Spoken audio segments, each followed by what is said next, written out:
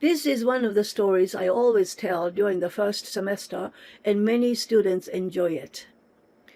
Years ago, I was frustrated with my students at a junior college whom I perceived as spoiled and misbehaved. In response, I used this story intending to scold them. To my surprise, the students responded positively, saying they enjoyed the story. This experience made me rethink my approach. I realized that the stories I use in my story listening sessions don't need to teach morals directly. Instead, story listening should focus on providing engaging stories that offer optimal language input. This shift in perspective guided my subsequent selection of stories. Recently, feedback from a colleague, an English teacher at a public junior high school in Japan, whose students also reacted positively to this story, further confirmed my belief. I now understand that students are less likely to misbehave when they understand and enjoy the story. This experience taught me the value of focusing on engaging storytelling to enhance language acquisition.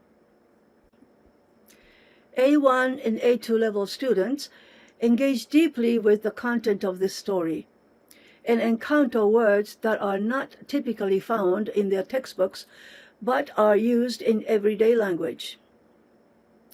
This exposure to new vocabulary words such as broom, cellar, clap, dough, harsh, hoe, overjoyed, tan, yawn, and exhausted enriches their language skills and enhances their understanding of English. Even with careful preparation, I sometimes need to improve my English speaking and the spelling of the words during my story listening sessions. When this happens, I openly admit the mistake and provide the correct form to the students. Even if the students don't notice the error, pointing it out can spark interesting discussions and be a valuable learning opportunity. For instance, I wrote swang on the board as the past tense of swing. While reviewing the recorded video, I realized my mistake.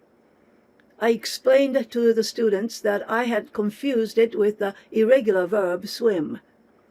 I reminded them that English has many irregular forms, so conjugations can differ even if verbs seem similar. By turning mistakes into learning moments for both the teacher and the students, we can use them to deepen our understanding of the language.